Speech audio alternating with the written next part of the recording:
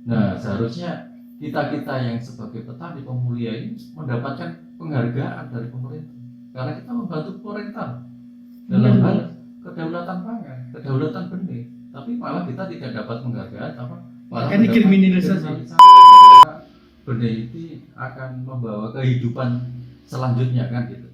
Tanpa benih ya petani tidak bisa melanjutkan untuk bercocok tanam kan.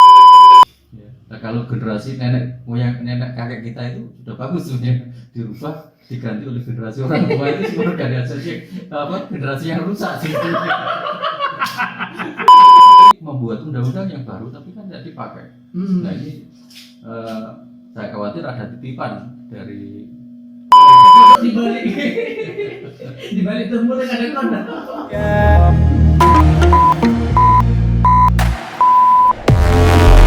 Assalamualaikum warahmatullahi wabarakatuh. Salam sejahtera untuk kita semua. Om Swastiastu, salam kebajikan, namo buddhaya. Baik, kita ketemu lagi di episode kali ini dan tidak capek-capeknya kita mengingatkan teman-teman untuk subscribe, like, komen, dan share kanal YouTube kita ini. Oke, jangan lupa ya, saya ingatkan jangan lupa. Nah, teman-teman semua, pada kesempatan ini kita akan mendiskusikan kembali hal-hal yang menyangkut keseharian kita. Jadi kalau nggak keseharian kita nggak akan kita bahas-bahas. Ini yang menyangkut keseharian kita. Nah, teman-teman kalau bicara petani pasti bicara tanah, bicara pupuk, bicara benih, bicara pestisida dan lain sebagainya. Kita mendiskusikan ini bersama dengan seseorang yang sangat ahli pada bidangnya. Kalau dia bidang ini sudah punya wewenang ilmiah dia, jadi SPI sudah mensertifikasi dia, sudah punya wewenang ilmiah oleh Serikat Petani Indonesia, yakni Cak Kusnan. Assalamualaikum Cak. Waalaikumsalam. Apa kabar Cak? Alhamdulillah baik Pak. Makin ganteng sekali Cak. Jadi makin tua makin ganteng Cak Kusnan ini. Jadi Cak Kusnan ini Kepala Pusat Perbenihan SPI, betul ya Cak ya? Ya betul. Jadi seorang petani dari Tuban, Jawa Timur, dan mendapatkan peran penting di dalam kerja-kerja SPI khususnya di perbenihan. Dan hari ini sengaja kita undang jauh-jauh, kita terbangkan dari Tuban untuk bersama dengan kita di kanal YouTube Cerita Tani. Baik, Cak, kita pengen ngobrol-ngobrol nih Cak tentang benih. Iya, gimana? Nah, benih ini kan Cak sesuatu yang sangat penting bagi kita petani kan Cak. Nah, mungkin saya tidak tahu nih dan sharing sebenarnya apa kendala yang sering kita alami sebagai petani dalam persoalan benih ini Cak. Iya. Sebenarnya kalau dulu itu benih itu kan sangat sakral ya. Kalau orang dulu itu benih itu didewakan gitu. Nanti makanya panen itu belum panen aja sudah buat benih, kemudian di istilahnya dikenduri gitu. Oh gitu Cak. Jadi ada di disaji-sajikan ya, itu sebenarnya bentuk penghormatan ya. Seberapa pentingnya benih itu Cak? Karena benih itu akan membawa kehidupan selanjutnya kan gitu. Tanpa benih ya petani tidak bisa melanjutkan untuk bercocok tanam kan gitu. Nah, makanya benih adalah kunci sebenarnya bercocok tanam sebagai petani.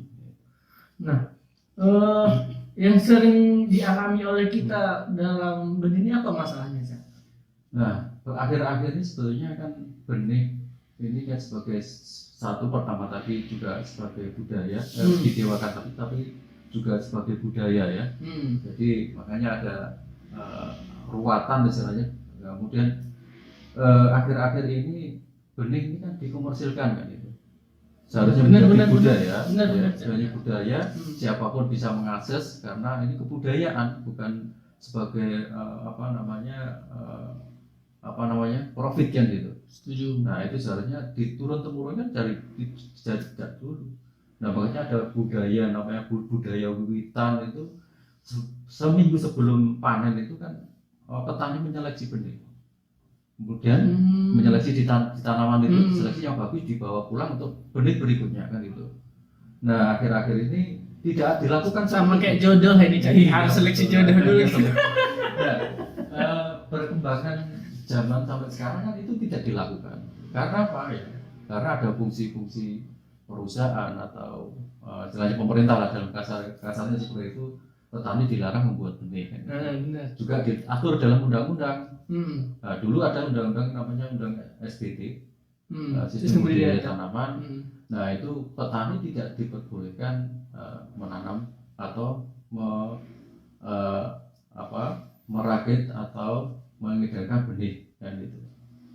Nah kemudian kita SPI dan teman-teman melakukan uji materi atau judicial review di MK, kemudian dikabulkan, ya kita menang. Tetapi itu hanya berlaku sampai 7 tahun saja, tidak berlanjut ya. Karena ada undang-undang baru yang namanya undang-undang SPPB kalau nggak salah ya, sistem budidaya tanaman berkelanjutan, bahwa petani hanya boleh mengedarkan, membuat dan mengedarkan benih itu skala kabupaten saja. Ini kan membatasi, Di luar kabupaten aksesnya, nggak boleh. nggak boleh. Nah bahayanya kalau hanya sebatas kabupaten, tetapi petani ini bersebelahan dengan kabupaten yang lain kan bersebelahan ini, karena tidak ada batas. Cuma batasnya pari saja. Gitu. Kalau ini menanam ini, sedangkan ini sudah menanam yang sama, tapi patennya kan juga namanya terkriminalisasi juga akhirnya petani. Karena sebetulnya petani kan berdasarkan kebudayaan, bukan karena kebutuhan gitu. Dan tidak dibatasi sama geografis kan, Cak? Geografis tidak boleh. Itu salah. Itu kok bisa muncul regulasi seperti itu, Cak, dulu? Nah, kita nggak tahu, seharusnya dari SBT itu kemudian diuji materi di MK kita lulus, harusnya itu kan dipakai. Tapi membuat undang-undang yang baru tapi kan tidak dipakai. Nah ini saya khawatir ada titipan dari orang-orang yang tidak bertanggung jawab. Istilahnya seperti itu. Dulu. Cak, aduh. Nah padahal kita sebagai petani kita lanjut ya. Sambil Cak. Sebagai petani pemulia benih istilahnya, pembuat benih atau pemulia benih namanya, prosesnya sangat lama sekali. Bayangkan dalam satu varietas saja kita membutuhkan 3 tahun lamanya, dari proses penyimpangan awal kemudian seleksi sampai 3 tahun. Rata-rata berapa kali seleksi itu, Cak? 9 kali seleksi baru jadi varietas. Nah seharusnya kita yang sebagai petani pemulia ini mendapatkan penghargaan dari pemerintah, karena kita membantu pemerintah dalam hal kedaulatan pangan, kedaulatan benih. Tapi malah kita tidak dapat penghargaan, malah kan dikriminalisasi. Nah, ini anehnya di situ. Ada apa dengan pemerintah? Padahal kalau perusahaan yang mengakses itu, kenapa dipermudah? Tidak ada kriminalisasi pada perusahaan. Kalau petani malah dipersulit. Ini yang jadi pertanyaan. Ini jadi perjuangan kita untuk merubah itu. Kita lawan. Nah, ini kan Cak, misalnya tadi selama kemudian juga itu bukan sesuatu yang mudah dilaksanakan. Nah, tetapi pada sisi lain pemerintah tidak mensupport, tidak mendukung gitu.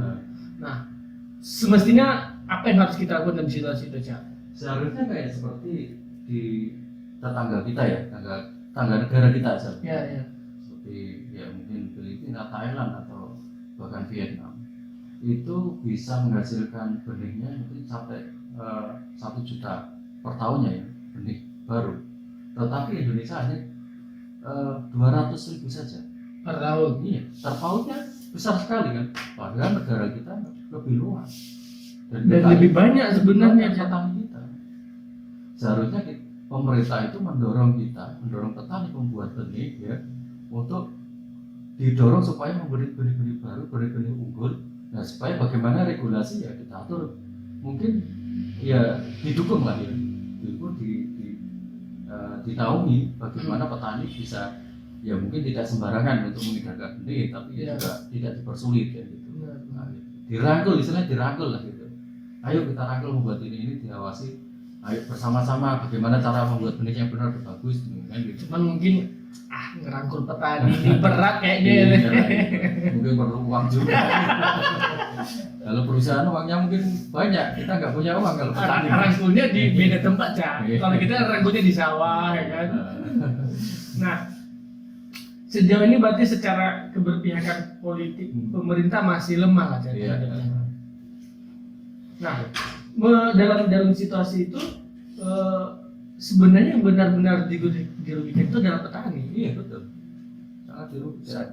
Nah, ketika petani dirugikan, kemudian juga pemerintah belum mendorong. Nah, kenapa sampai sekarang ini kesadaran kita dan kesadaran terutama kita petani, Cak, Iya. ini masih belum kuat terhadap Iya. berapa pentingnya benih ini. Iya, makanya petani-petani kita ini masih sendiri-sendiri, tidak mau bersatu, berorganisasi untuk melawan itu.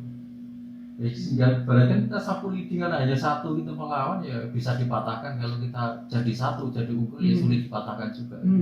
Nah, sulitnya lah petani di bawah itu untuk diorganisir itu, untuk bersatu itu sulit.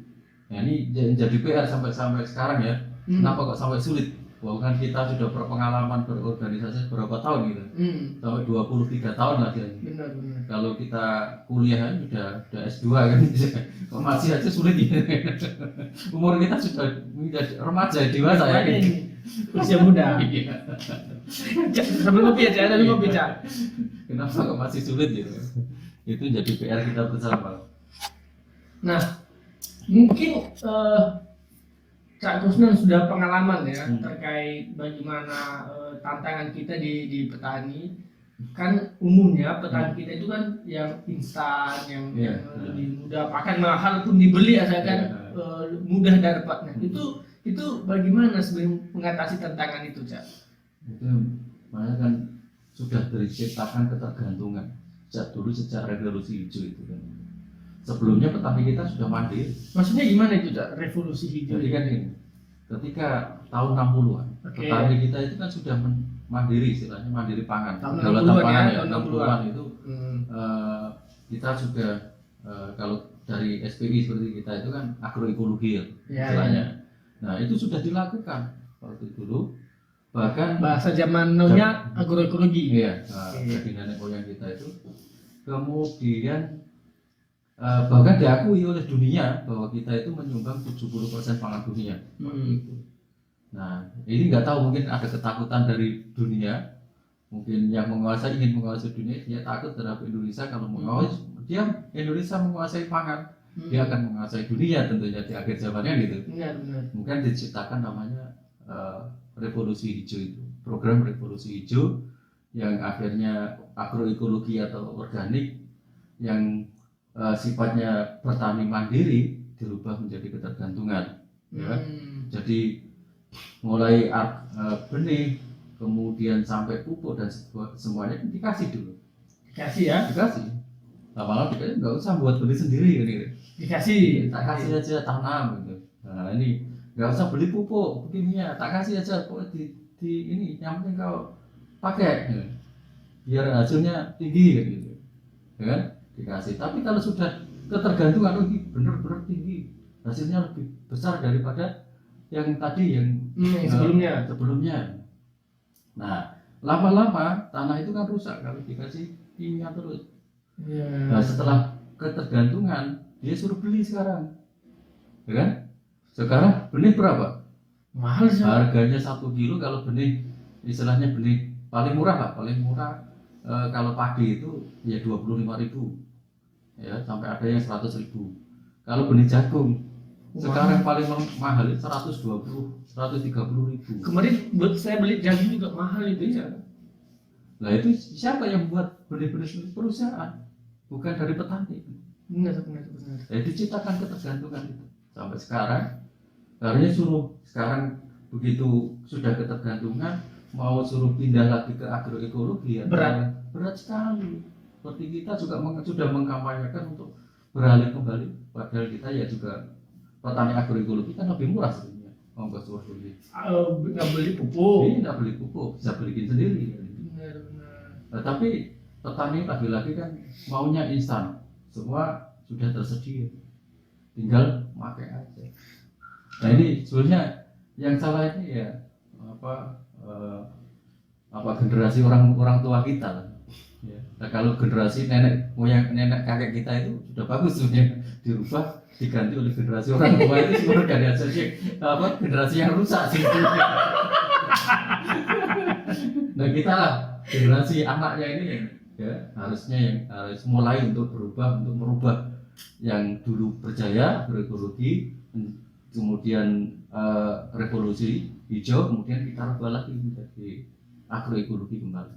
Menarik Cak ya, Iya. Bagaimana revolusi hijau dan telah merubah sistem pertanian kita. Iya. Dan memang benar juga pada akhirnya yang gratis itu nggak selalu ini ada manfaatnya gitu. Ada ujung-ujungnya ada embel-embelnya ini, ada kepentingan Ada kepentingan. ya, baik kepentingan pribadi ataupun politik atau kekuasaan nantinya, jelas ini. Kita dikasih tapi mereka Iya. membuat kita ketergantungan. Ya seperti kayak itu kita ngasih ya ujung-ujungnya juga Ada ada niat Ada apa? Ada kodok di balik. Di balik tembur ada kodok. Nah sejauh ini bagaimana yang sudah dilakukan oleh pusat perbenihan SPI Cak terkait sosialisasi memproduksi benih-benih ini Cak? Ya kita tetap ya istilahnya melatih atau mendidik anak-anak muda yang mau atau yang punya keinginan untuk membuat benih ya, tertarik terhadap bagaimana perbenihan. Kalau dia ingin menyilangkan benih ya kita latih, kita ajari sampai bisa. Kemudian juga sampai kalau ingin menangkarkan, menjualnya silahkan, kita ajari juga sama. Ya, Tapi khusus benih tanaman Cak ya? iya, bukan sekitar. Kalau mau kawin silangan dari bule sama Jawa ya kan apa. Berarti kita ada program memang untuk pelatihan pendidikan untuk itu, Cak? Ada. Jadi mungkin setiap tahun sudah kita adakan lah, dari berbagai daerah yang kita datangkan dari wilayah-wilayah ya seluruh Indonesia yang bergabung di SPI atau anggota SPI yang mau atau yang berminat untuk di perbenihan akan kita latih. Bahkan kita kalau mau diundang ke wilayah sana untuk melatih, memberikan pelatihan atau pendidikan perbenihan, kita siap. Oh, berarti selain kita misalnya seperti kemarin kita buat ini ya, pelatihan, kita juga bisa ke daerah-daerah, ke kampung-kampung, ke berbagai daerah. Istilahnya kita kan local wisdom ya, kearifan lokal. Kearifan lokal. Jadi nanti kalau benih-benih lokal itulah yang potensi lokal itu yang kita kembangkan di sana. Jadi mungkin lebih adaptasinya kan lebih bagus daripada mungkin ngambil daerah lain. Dan akhirnya kita bisa saling berbagi ya, Iya. saling berbagi. Luar biasa Cak Kusnan hari ini berbagi pengalaman dengan kita. Iya.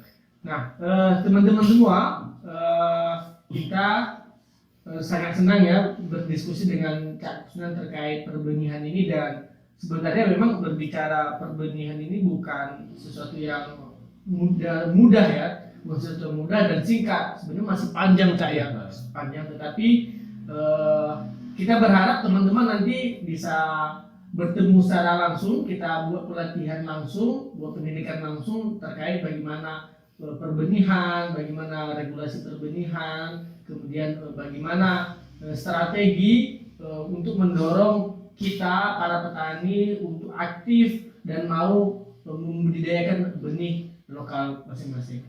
Nah, terima kasih Cak Kusnan. Sebelum kita ditutup, ada mungkin mau disampaikan? Ya saya kira cukup. Oke. Luar biasa Cak Kusnan. Saya juga mengenalkan ini Cak Kusnan. Ini kopi-kopi kita dari berbagai wilayah. Jadi SPI misalnya ini dari Jambi, Lembah Masurai. Jadi SPI itu punya banyak anggota. Ini salah satunya anggota petani kopi, dan ada di ini Merangin. Jadi di Masurai itu ada kita tanam kopi, dan kita sudah membentuk KPI. Jadi kita menjualnya, mendistribusikan itu melalui Koperasi Petani Indonesia. Berarti ada benih khususnya ini, benih unggulnya yang ada benih unggulnya. Oke, mau ini silahkan nanti Cak, tapi di luar ini kita bagi Cak ya. Oke, terima kasih Cak Kusnan, luar biasa. Sampai ketemu lagi teman-teman. Jangan lupa subscribe, like, komen, dan share. Assalamualaikum warahmatullahi wabarakatuh. Hidup petani. Hidup.